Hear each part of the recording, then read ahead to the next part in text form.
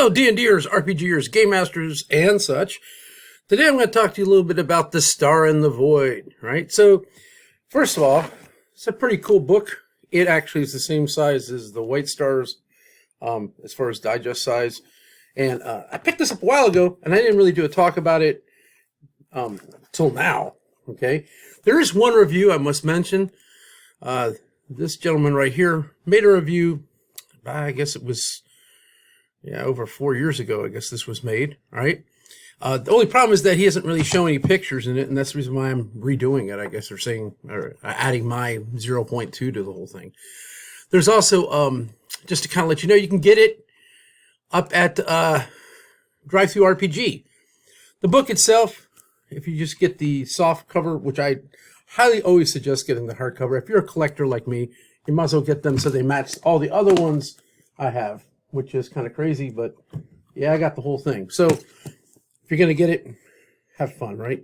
Another book I have that I haven't talked about yet is The Graveyard at Lust. That'll be another one I probably should talk about over this holiday season. It'd be nice to put something together. But today I'm talking about The Star in the Void. I have used it a little bit, and we could talk about how, I guess useful or how much you would probably use it in your game. It depends on your character. I think, in all sincerity, being an OSR game, and this may not be how you want to spend your money, but everything in the Galaxy Edition, or even the original one, has enough that you could run the Star Knight properly and let the character develop in their own imagination. What is the way? How is it developed? The cool thing about the Star in the Void is they do kind of delve a little bit into a history and a little bit about the Void Knights, which could really enhance your game quite a bit, just letting you know. All right. So I do like the cover. It's really kind of cool. It's got this freaky looking, you would assume that's a Void Knight in the back. And then you got all these guys sewn in armor, kind of looking like that movie thing that we're not supposed to talk about, right? Me, Mike, and these are not Jedis. They are Star Knights. We kind of emphasize that. I like this because you guys, it's the weirdest things I enjoy, right? So I'm reading all this stuff, dedicated to my mom for always. How could you not like the book? It's dedicated to his mom, all right? And obviously James Spawn, who without him, nothing would have happened as far as this White Star thing goes. So this is the overview. It gives you the history of the way, the orders of the way. It gives you an extended meditations. And for those that are really fascinated by it, and if you're playing campaigns that go on for a while, you got martial styles, Star Sword construction and modification campaigns. Then it has the dark part, the Void, which actually is kind of cool. And it can actually talk about corruption, which is kind of cool, because if characters are playing something in your campaign and you can start saying, well, that wasn't really a Star Knight thing to do, and then you can start thinking that they kind of eventually lose their way into the darkness of the Void. This is what makes this sort of fascinating, is that you can actually play it in that direction, right? And they get a bunch of appendixes on different things that you can go through, right? So the history is very short.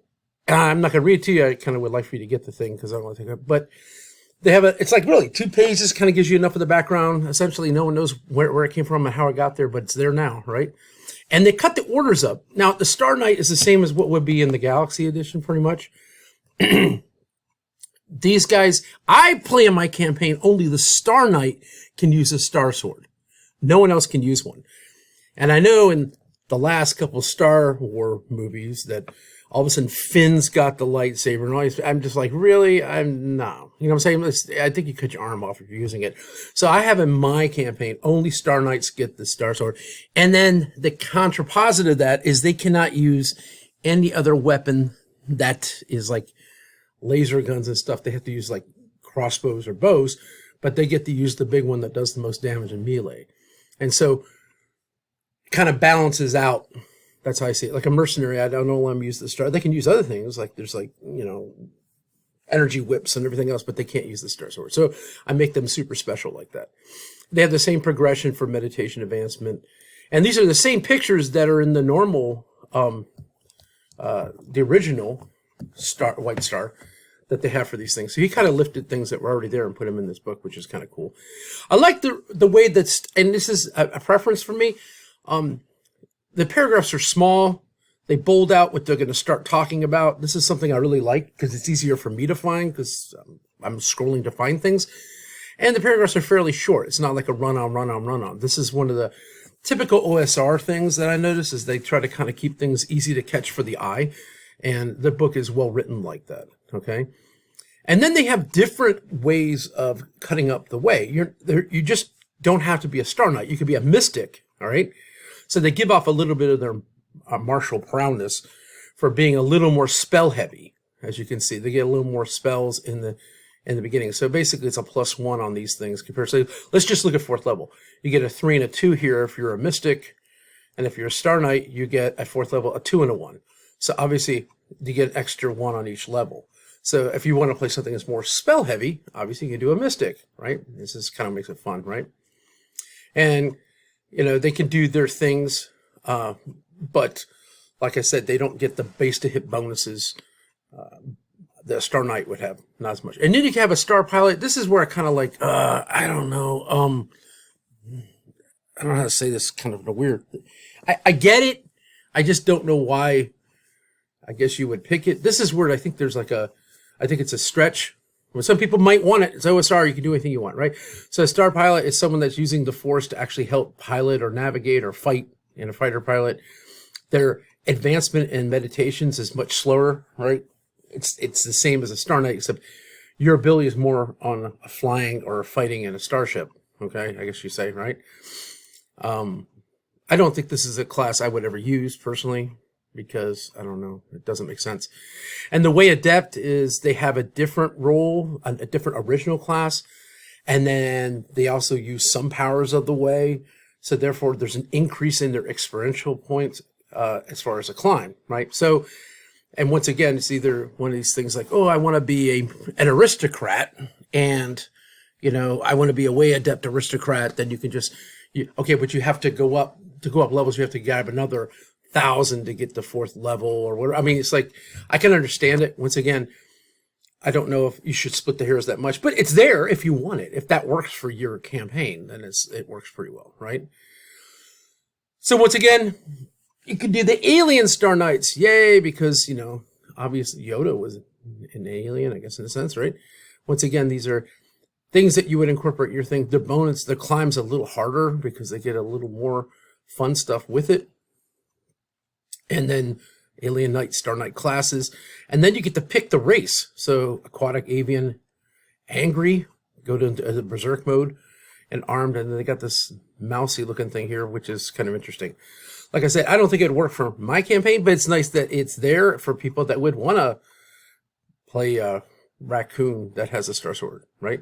And then you get like these bonuses based on which thing you're picking up, like night vision, and you know, these are kind of cool that it's available. That obviously flesh this out in several different directions.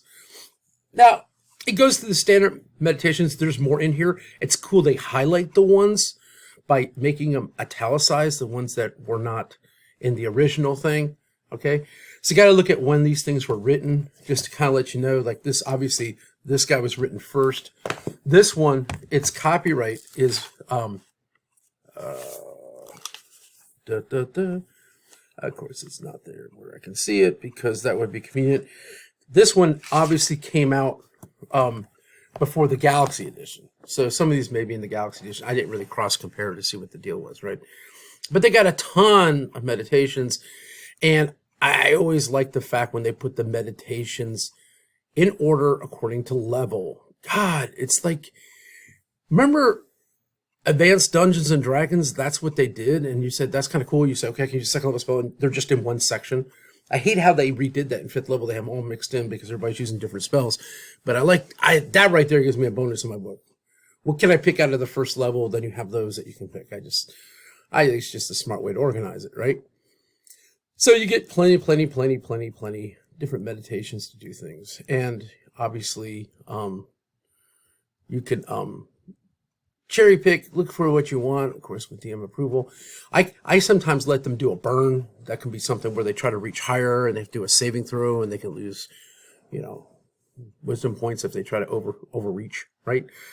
That's something you can do in your campaign if they're about ready to die and they want to do something crazy, and you're like, okay, well, you could try this, reach out and do a saving throw, and if you pass it, then you get it, but there's a penalty. So you can think about how you might want to put that in your game too, if you like.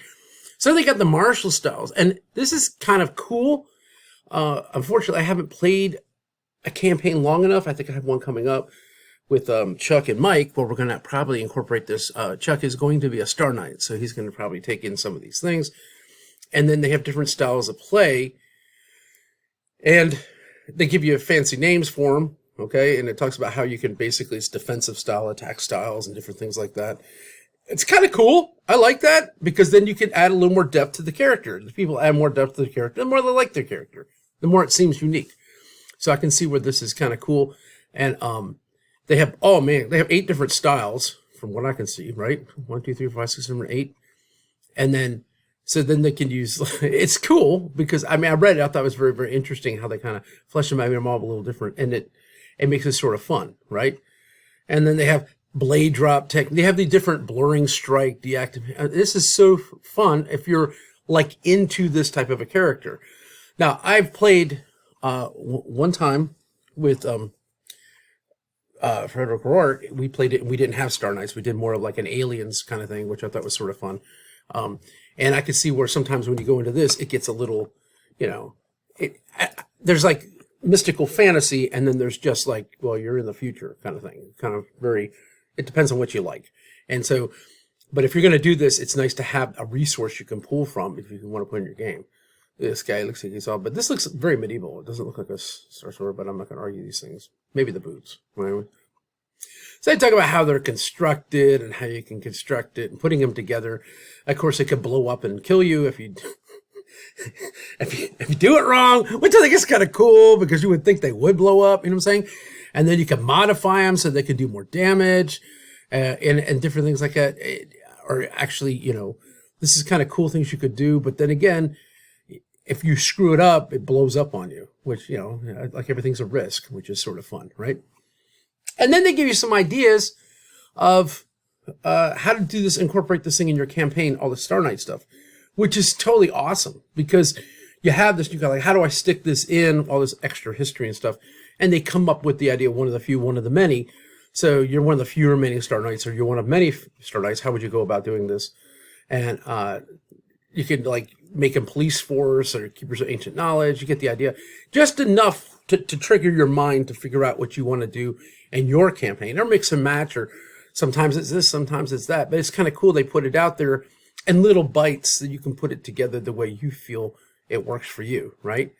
And here's one of the more interesting chapters is the Void. And what's the motivation of the Void? Who are these people, right?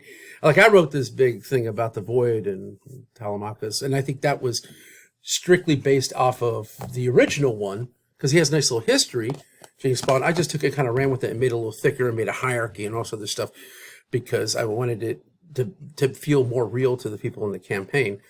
But what's the motivation of the Void and why it's there? And the best part about it is in this section, it actually talks about Star Knight possibility of corruption and becoming part of the Void. Now you're talking, because I always thought that the whole murder hobo sequence you get into sometimes when you're playing D&D, there has to be some kind of like parameter by which characters are taking what they have and they're going to end up where they don't want to be. I know Professor Dungeon Master from Dungeon Craft does a nice little job on that. And, you know, he makes it a sliding scale. I do that on my campaign too when I play D&D. The more messed up things you do, the more you move to the state of being an NPC. You got to make a new one. So, and they never know where they are on that. So they can't just, well, I'm just going to do a good thing and then do a bad thing kind of thing. So here's the corruption concept, right? And they have, here's a good, yeah, he's like raging right here. That's kind of cool, right? So equal to half their level, rounded up for way adepts, right? +1, wisdom, charisma. It has this really interesting. So if you use the way to cause harm or suffering, right? Charm person, emulate, killer, enslaved person, performing an empowerment, right?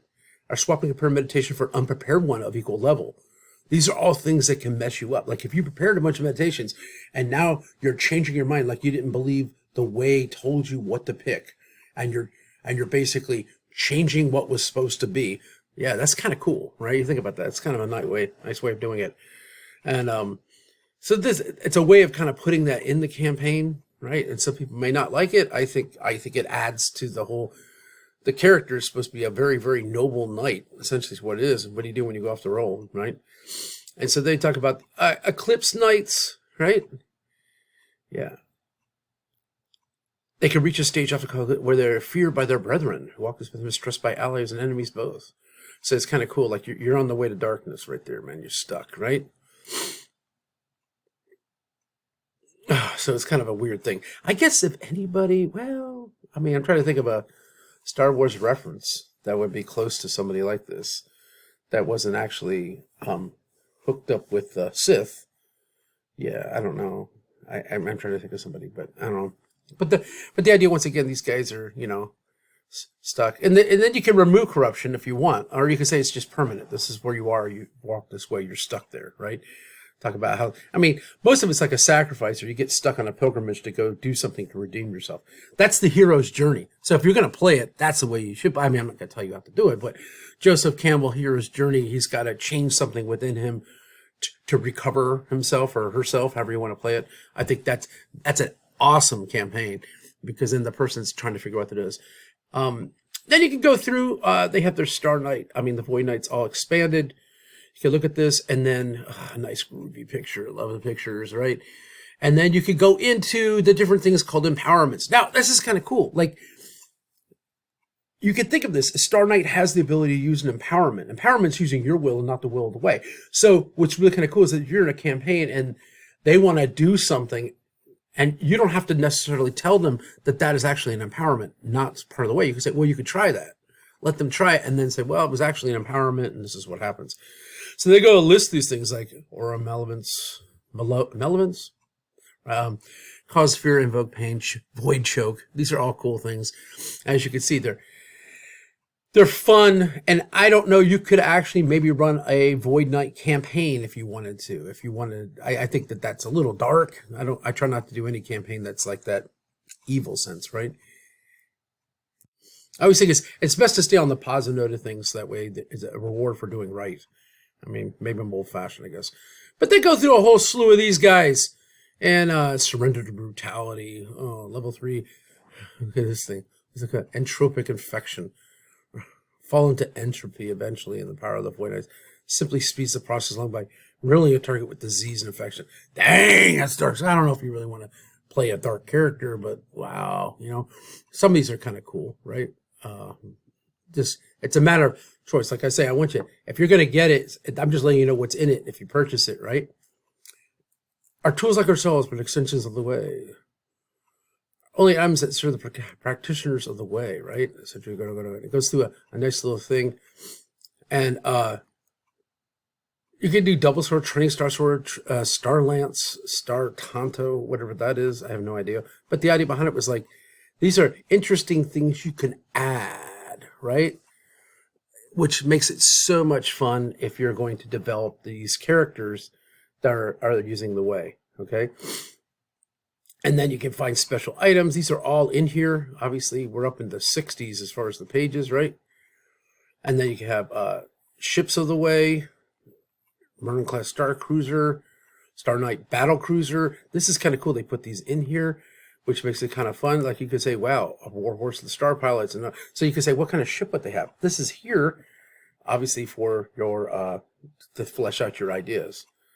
And then here's the appendices. All right, they have different aspects of, say, focus meditations and primus, secundus, tertius, quartus, quintus, nice, whatever. And like I said, these are things that you got to imagine if you have a particular character in your midst, or you are playing a character and you say, well, I want to add more to this character because I'm like so into it. It's a way of doing it, okay?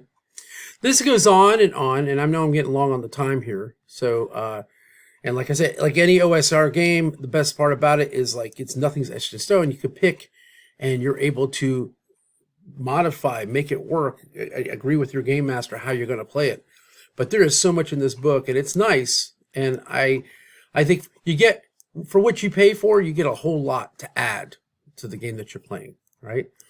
And obviously, it's a matter of, is it the kind of game that you want to play? So these are things to think about. Like I said, I would check it out. Drive Through RPG. It's fairly reasonable for what you get. It's got a lot of stuff in there. And like I said, I get the hardcover because I'm a collector of the entire thing on the White Star. With that, I want you to have a great day, and thanks for watching.